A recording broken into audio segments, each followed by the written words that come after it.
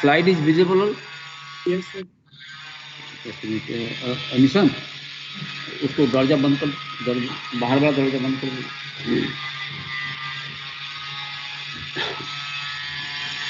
So this is one announcement. This Thursday, this week Thursday, your quiz will be there, and that will be at 6:30. Okay.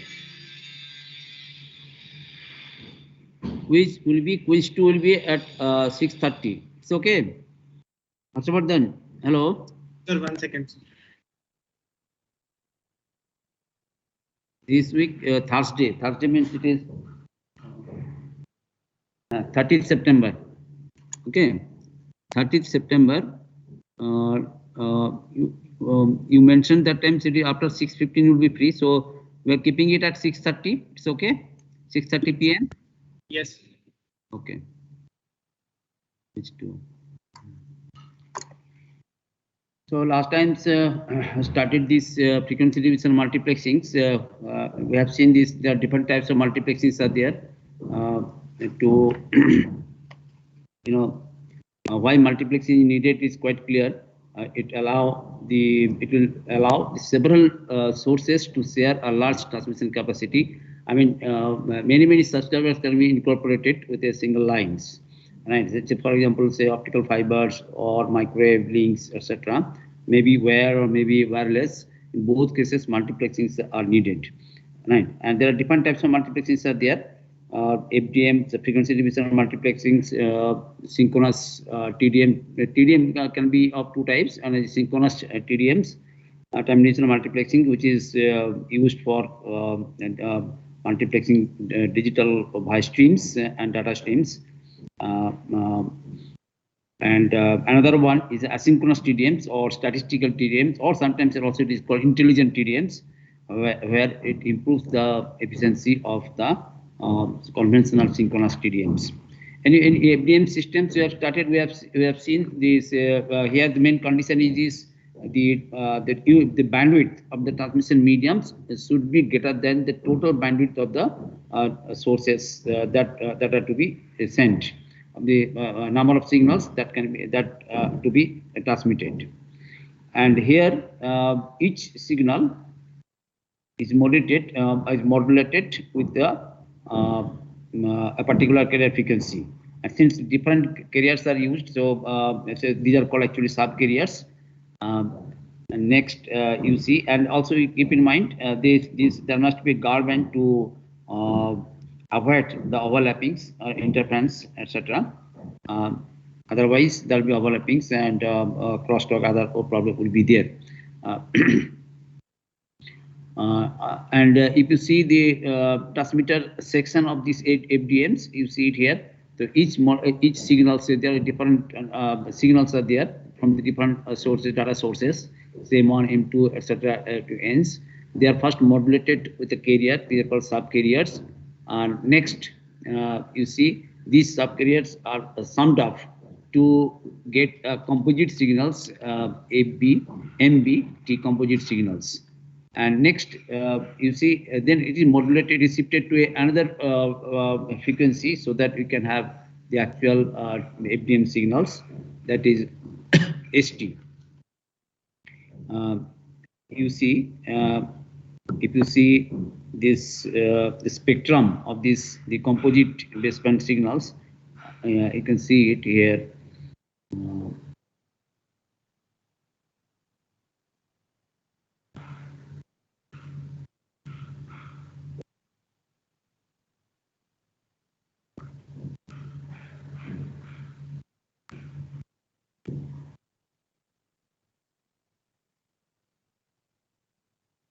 Like this. So this is the bandwidth of the frequency slot allotted to a particular channels, the center frequency F1s. Similarly, F2, another subcarriers, bandwidth of T2. So in this way, you see, in this way it will be like these things. Right. So this is the spectrums. You can say MBF. spectrum of the composite signals, right? And next it will be transmitted as analog signals, and we'll see the composite signals will be shifted to a whole another carrier frequency by using another additional modulation step, right? And the bandwidth of the ST is quite should be greater than this B bandwidth of this ST, that signal composite signals after shifting ST FDM signals. This should be greater than the equal to 1 to n bi, right? So this will be transmitted, and at the receiving end, this signal will be demodulated to retrieve. First, it is demodulated to retrieve the signal MB. So if you see the receiver part, when we are using the FDM signals, so ST signal, it is coming, it is receiving here. First, it is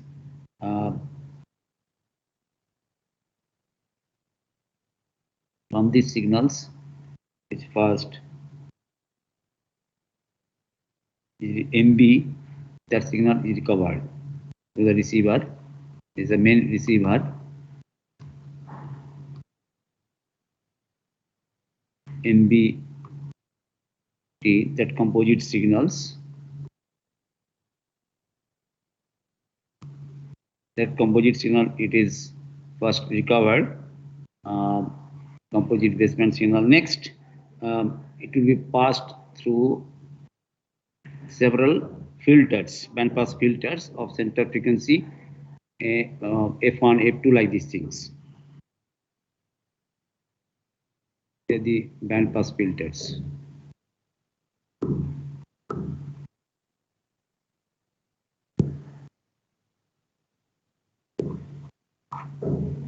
Of center frequency F1,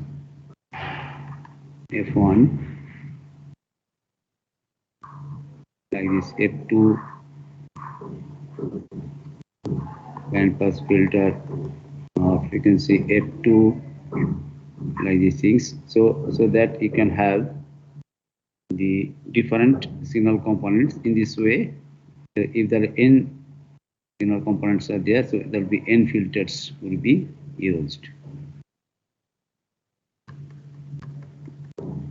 Fn, right? So after this signal, your components, again it will be used to demodulate, and it will be demodulated. So this is the signal components S1, S2, Sn, etc. Next, it will be demodulated to get the original signals.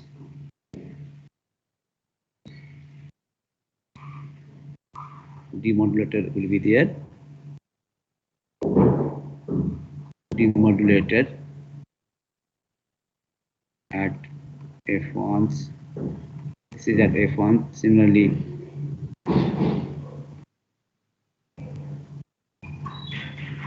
for this is demodulator for F2, like this. It will be demodulator for Fns. So after this, you'll get your original signals M1T, M2T, like these things, MT. Right. So there the different signals are demodulated. Right.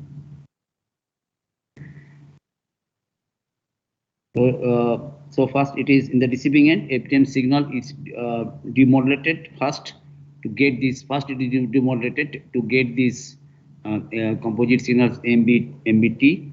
Again, it is passed through different bandpass filters, and each filter will have some center frequency Fi, F1, F2, F3, etc. And a bandwidth of B, the Bi. This was B1, B2, which etc.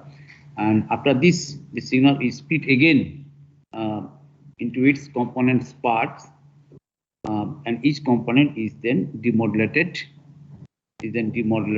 to cover the original signals M1, M2, M3, etc. Let's take an examples. You see, say for example, if you consider the voice signals that extends voice signals, it extends up to 4 kilowatt. Let's say actually it is 300 to 3004, 300, 3400 hertz. So bandwidth you can consider of 4 kilohertz. Right, we can consider bandwidth of 4 kilohertz for one voice signals. Right, and if you consider the carrier frequency, the carrier it is 64 kilohertz carrier frequency, then the modulated signal will have a bandwidth of 4 plus 4. Upper sideband, lower sideband will be there with center frequency these ones. So it will be extending 60 to 68 kilohertz, right? And with a bandwidth of 8 kilohertz. Because upper sideband, lower sideband will be there, and so for effective use, we can consider the lower sideband.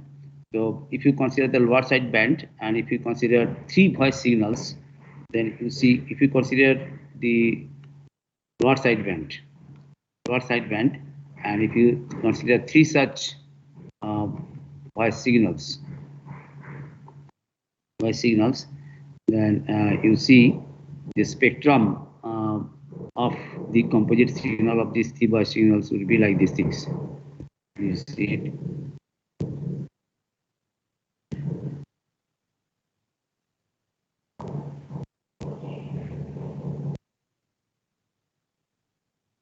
One,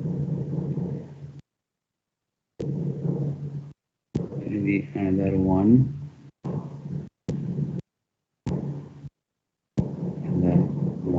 like these things.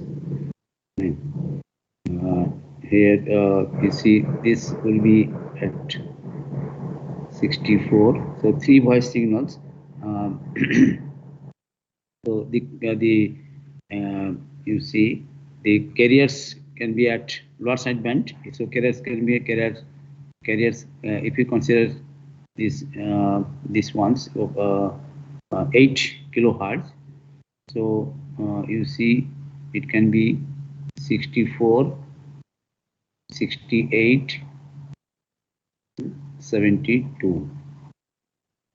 So it is 64. This is 64. This is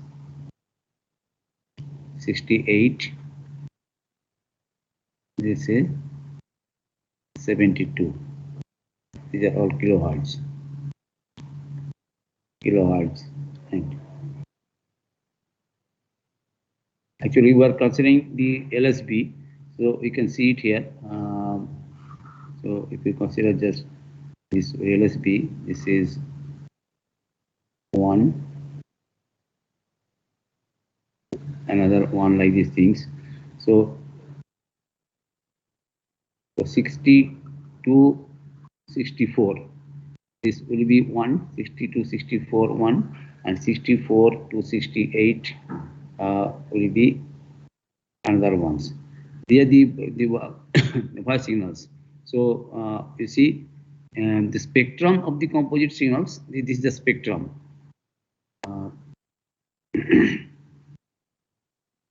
This is the spectrum of the composite signals. Right. We are considering the LSB. If carrier frequency 64, 64.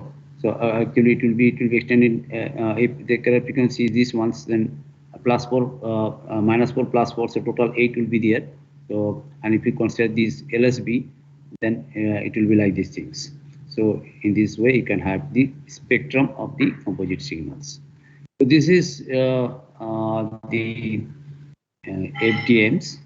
So actually here different frequency slots are used for different signals, different data signals, right? And here you see this is analog signals. Keep in mind FDM, it is the analog signals, right? Analog signaling schemes. And here the main problem of these things in FDMs, you see problems associated with FDMs. Number one, it is the crosstalk. So if you see, if the crosstalk will appear if the spectra of adjacent component signals overlap significantly. If you more signals, if you use it, so there may be overlappings, right? So so that's why some guard band should be there. Otherwise, you see, overlapping would be there, and if overlapping is there, then crosstalk will appears. So that is one problem. Another problem is the intermodulation noise. But if you use the garment, then also a problem will be there, widely separated when you are wasting the resources. So that is the crosstalk. Another one is the intermodulation noise. Intermodulation noise. Intermodulation noise we have seen earlier. You see that is you see it is severe in case of FDMs, intermodulation noise, because you see here for a long link there may be nonlinear effects of the amplifiers on the signals. When the amplifiers are used, so to increase the signal strength, that times nonlinearity may be there, and because of this nonlinearity, the different frequencies will be generated, and these frequencies can be existed in another channels. So if one channel to if the frequency components are present in another channels, then different frequency components are present in other channels, so that will create the intermodulation noise. Intermodulation, we have seen it because the nonlinearity of the amplifying devices to increase the signal strength, right? So different frequencies will be generated, some frequency, different frequencies, those frequencies will be generated. The new frequencies, when they present in another channels, so that will create this noise, intermodulation noise, right? So these are the two important factors that affect the FDM signals, right? Another you see another this frequency very similar to this frequency division multiplexing. It is wavelength division multiplexings. Wavelength division multiplexings. These things we will study in details in case of optical fiber communications, but it is similar to this frequency division multiplexing, but it is wavelength. It is used. This term is used.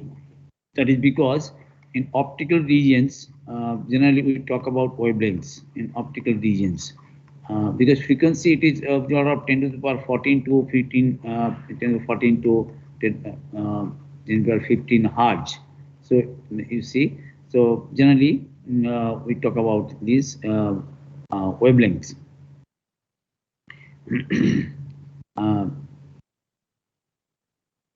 In this multiplexings here you see in this case different sources are generally characterized by their wavelengths, say VGOs. Say if you use a particular LED or particular laser source, then it is characterized by its wavelength. Some other factors are also there, radiance. You'll see it in when you see the Fiber communications. There are different patterns are there, Lambertian patterns, elliptical patterns, Batwing patterns. Different patterns are there for LEDs. So, and also another parameter is this wavelength, which wavelength emitting. It is the red, green, blue, like these things. White LED is also there. So anyway, source is characterized by its wavelength. In this case, different wavelengths, I mean multiple wavelengths can be transmitted over a same fibers. Multiple wavelengths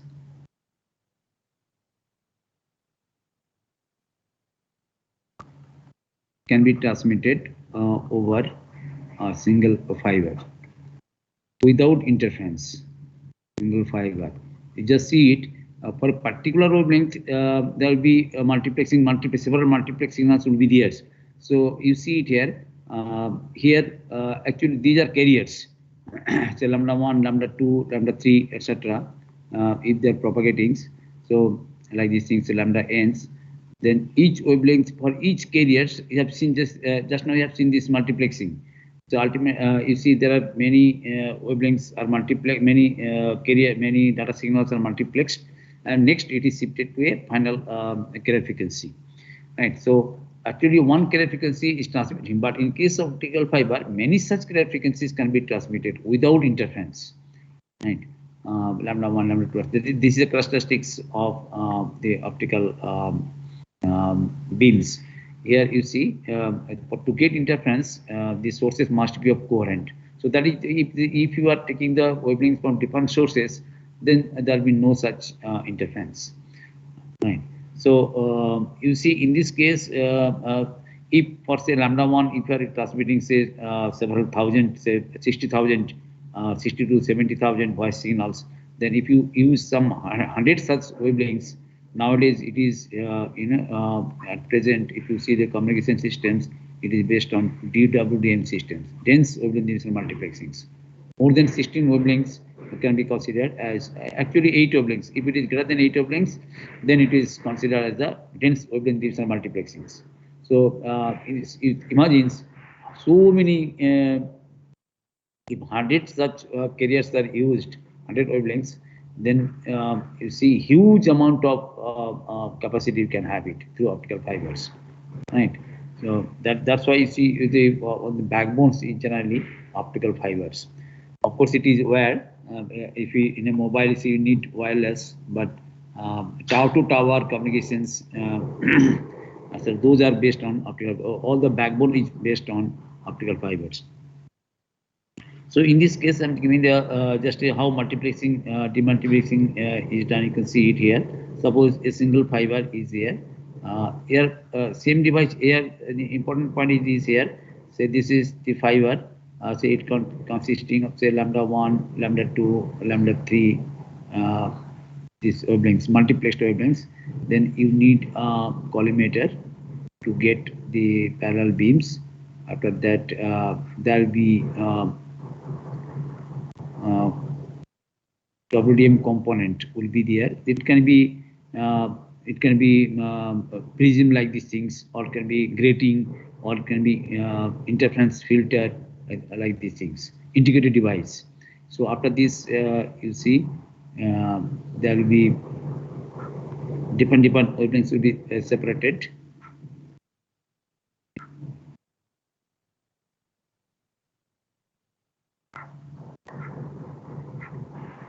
Like these things.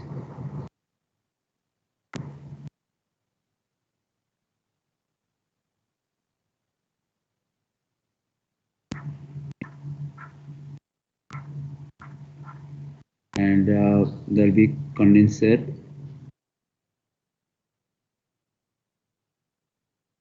And next there will be fibers.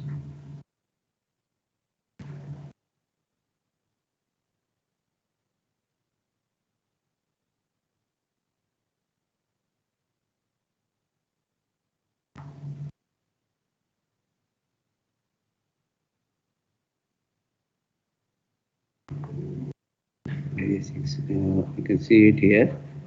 So, so different wavelengths will be separated. Lambda 1, lambda 2, lambda 3. So this is actually multiplexer.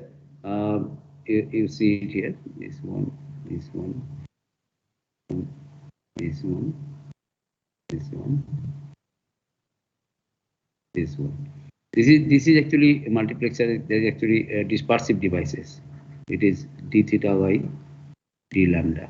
Dispersive devices. This is L1. This is L2. This is collimator lens. The collimating lens, it will make parallel. Next continuity lens, it is for focusing purposes. So this is actually the WDM systems. Here you can see WDM systems. But here the same. Here it is demultiplexer. One fiber carrying these 3 wavelengths, say lambda 1, lambda 2, lambda 3, right? You see, and it is separated in the different demultiplexed. The same thing will happen if you use the signals from this side. From this side, if you use the 3 different wavelengths, and this side you will get the multiplexed. So the same component can be used for multiplexing or demultiplexing. If you use from this side different sources, the light ray which retraces its path, the same thing whether you will get multiplexed signals, and from this side if you use it, it will be demultiplexings, like these things. So this is the WDM systems, and if more wavelengths are used, then it's called DWDM systems. And nowadays for DWDM systems, channel spacing around 200 gigahertz it is used. Details about these WDM systems you will learn it when you read this the fiber optic communication systems in the next semesters, hard semesters. Right. So this is another this FDM. It is basically it is a FDM system, but since optical regions frequency it's not generally it is not used. It is wavelength used. So that's why generally you see don't have a device to detect these several thousand terahertz. Right, very difficult to get it. So these times optical region generally it is the devices are based on the detection of intensity. Right, so that's why wavelength division multiplexing, wavelength term is used, but basically it is frequency division multiplexings. So these are the examples, right? But these are all analog systems. Right. Next, you see TDM systems, synchronous TDM systems. Synchronous. Anyway, if you have any questions, you can ask regarding FDMs or WDMs. Any questions? If you have any question, you can ask. Anybody, if you have any questions? No, sir. Okay. Synchronous TDMs. In FDM, we have seen this. The condition is the bandwidth of the transmission medium should be greater than the total bandwidth of the data signals that are to be transmitted. In this case, data rate, the condition is the data rate of the transmission mediums, data rate of the mediums should be greater than of the mediums should be greater than the data rate of the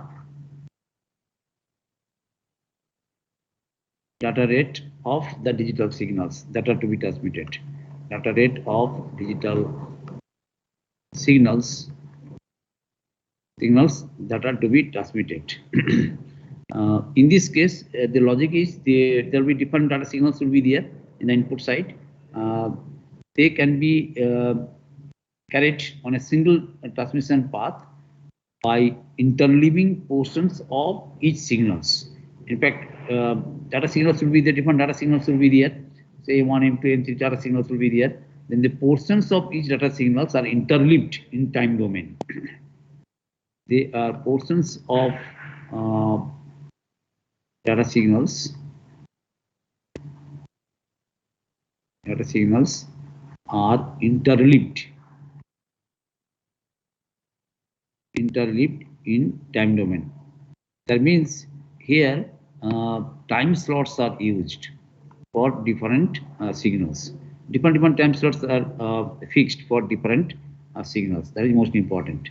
It will be more clear if you see the transmitter and receiver part. And here this interleaving can be in the bit levels. Testing हो गया ना? अच्छा ठीक है. और एक बाजार का उसके साथ जोड़ना है तो बाद में जब ठीक है एक ही तार जोड़ना है. ठीक Uh, Here you see it, the transmitter part for these TDM systems. So here the different portions of the data signals are interleaved in the time domain. That means time slots are used for different. In the previous case, frequency slots are used for different frequency slots are fixed for different data signals. In this case, time slots are fixed for different data signals. Right.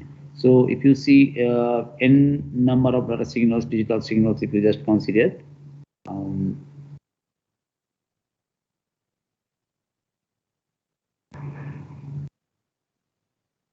so actually here buffers are required for n data signals. There will be n buffers required. In fact, these data signals are briefly buffered, and here this is M1T. Similarly, there will be for another buffer for another data signals M2T. So in this way, there will be n buffers will be there for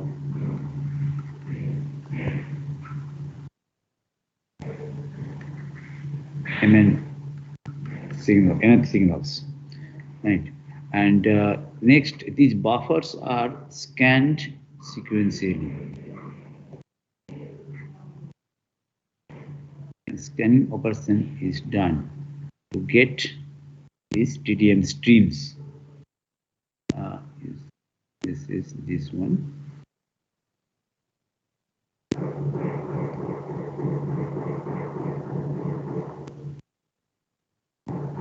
This is M1T. This is M2T. In this way, you can have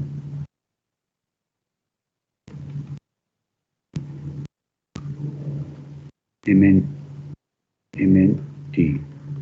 And this is the scan operations. Next, you are getting these TDM streams after scanning. So that is MCT. Now, this is actually data rate of these things would be greater than the total data rate of these signals. MCT TDM streams. This can be TDM streams. This can be transmitted as such, or if you use the wire communication like say optical fibers, TDM streams, then you have to convert to analog signals using modems. This can be transmitted as such or say Cat6, Cat6, Cat3, Cat5 cables that can directly be transmitted. But if it is optical fibers, then it needs some modem will be required through the modems where analog signal will be transmitted. Then you'll get this ST, the modulated TDM streams. Modulated TDM streams. Modulated streams. So this is the transmitter part.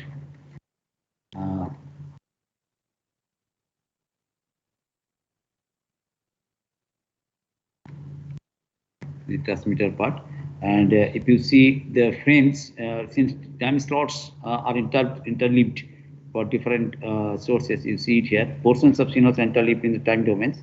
So if you consider the frame wise, you see it here in a particular frames. This is basically, it follows the synchronous frames. So you see different time slots are there, 1, 2, etc. up to n 1, 2, etc. This is the frame ones. Like these things, different frames will be there.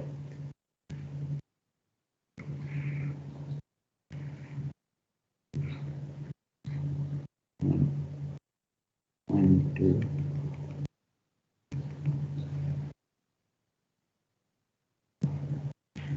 N.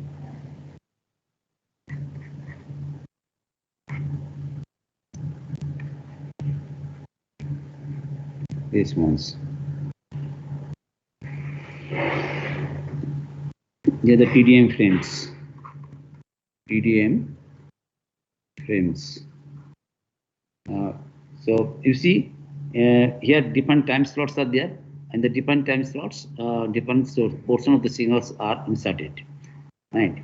And also, if the particular source is not transmitting, then also this slot will be fixed, but it cannot be occupied by another signals. So dedicated time slots are there for different data signals. That is sometimes can happen, but that is the drawback of this system, you can say. So you see it here.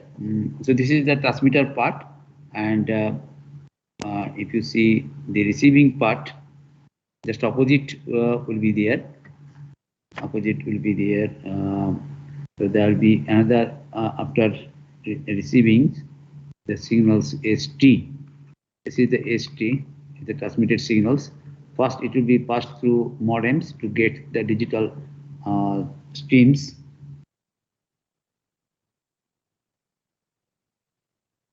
That is modem. First, you need modems. After that, you are getting these digital streams. Next, scan operation will be done.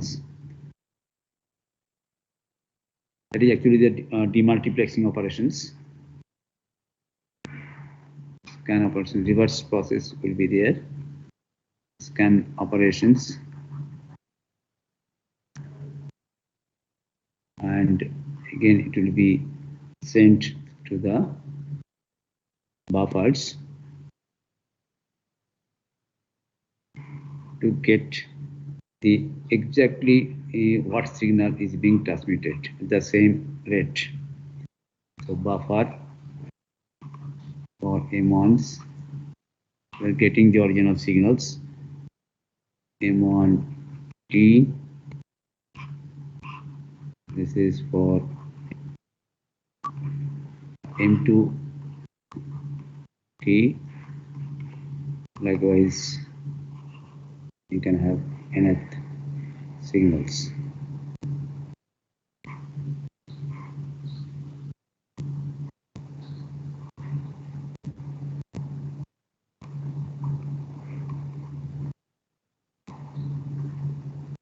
This is for MNT, right? So this is the receiver part, right? So what we have seen it, you see, in this case,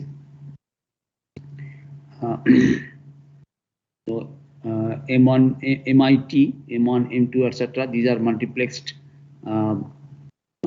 to get the composite TDM streams, right? The signals are digital. These signals are digital signals, right? If analog signals are used, then that can be converted to digital signals, right? So digital signals are being briefly buffered. Digital signals are briefly buffered here, right?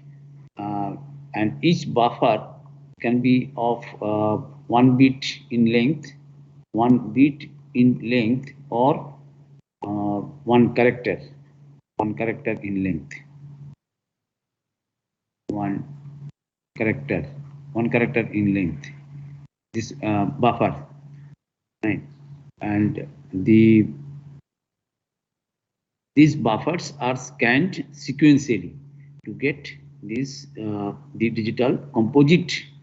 MCT is a composite data streams. Composite data streams. To get these are scanned, the buffers are scanned sequentially to get these composite data streams. And the scan operation, the speed of the scan operation would be such that the buffer will be emptied before the next data comes. Right. So the data rate of the MCT must be greater than, at least equal to the sum of the data rates. At least equal to the sum of the data rates, but generally it will be greater than the sum of the data rates of all the signals that are to be transmitted. And these signals, these TDM streams can be transmitted directly, but if you use some another say the type of signal that is where analog signal is considered medium, so optical fiber, then you have to use some modems. So that will convert the digital to analog signals, which can be transmitted through optical fiber like these things. And here the transmission is in the form of synchronous. Right, data are organized into frames, and here each time slot is fixed for a particular data source. So dedicated time slots are there. If you keep in mind, dedicated time slots are there for each data source. So that is a drawback. That is one drawback of this system. Suppose a particular data source is not transmitting, but still time slot is fixed.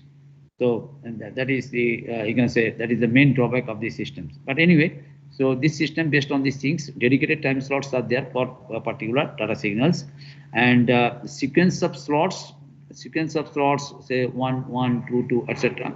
Sequence of slots dedicated to one source from one frame to another frames, that is called the channels. That is called channel. Time slots allocated to a particular source from frame to frame, that is called the channel, right? And at the receiver, interleaved data streams, you see interleaved data streams. First, it is passed through the modems to get this composite data streams, MCT. Next, it is demultiplexed. Interleaved data is demultiplexed and routed to the appropriate buffers to get the original signals at the same rate, say M1T, M2T, etc. So output destinations will get the output data at the same rate at which it was generated. And keep in mind here the synchronous, it is called synchronous. The term is called synchronous TDM, synchronous. That is because that is not that it is used synchronous frames, but because the dedicated time slots are there. I mean, time slots are fixed for particular data signals for a particular source. So that's why it is called synchronous TDM systems. And that time slots are transmitted whether that particular source is transmitting data or not, right? So that's why, and for that reason, it is called the synchronous TDMs. Of course, this is true also for FDMs. FDM also frequency slots are there, and even that frequency slot also it is fixed for a particular signals, data signals. This is for simplicity, but capacity is wasted in such cases when the data signals, when the sources are not transmitting data. But the distinct advantage of synchronous TDM is this synchronous TDMs. Distinct advantage is this: it can advantage. This is the drawback is this capacity is wasted. That is a disadvantage. But the one advantage is this: in this case, synchronous TDMs, here it can handle different data rates. How? Say if the source, the high data rate signals can be allotted, can be given to more time slots, where the low data rate signals can be given one slot per cycles, where the faster devices can be assigned for multiple slots per cycles. So it can handle different data. That is a distinct advantage of this, the synchronous TDMs. But the drawback is quite clear. Time slots are dedicated, so fixed whether the data signal is transmitting or not. Right. So these are the points to be noted for synchronous TDMs and FDMs. Now, in this case, if you see these TDM signals, actually it does not use the flow control or error control. Here there is no header. If you see the frames, no header is there, no header, and no trailer is there also. No header, no trailer. Just like say protocol, throttling control protocols. And here it is not needed also. Header trailer is not needed because here multiplexer, if you consider the multiplexing, demultiplexings, this flow controls etc. are not needed because data rate is fixed. And multiplexer, demultiplexer, they are designed to operate at that particular rate. So since data rate is fixed, so there is no need of flow controls. Particular flow control is not needed as data rate is fixed, right? And error control also same things. Error controls, you see error control. Flow control not needed. Flow control not needed as data rate is fixed. Error control also same thing, same concept is here. Because here you see if some error is here, it will not ask the to retransmit the whole frames, right? If one channel some error occurs, so it does not request retransmission of the entire TDM frames. So the error controls are generally not provided, but how to overcome this error? If some error is there, how to overcome these ones? For this purpose, generally to insert the this error flow control, to some extent flow control error controls, it is one method is used, that is per channel basis. Per channel basis. Per channel basis.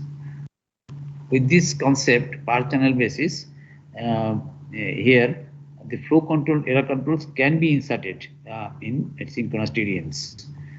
It is very similar to this. It is the concept actually it is based on data link control protocols like HDLC. HDLC protocol, we have seen it very similar to this on a per channel basis. So if you have here you see if you have two channels per channel basis, the concept is this ones.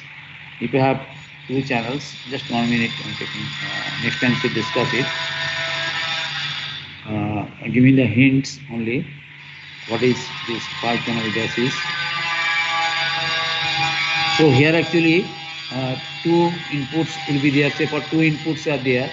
Say input 1 and input 2 in multiplexer, and demultiplexer will be output 1, output 2. Then you see input 1 and input 2 data streams, they will be shuffled.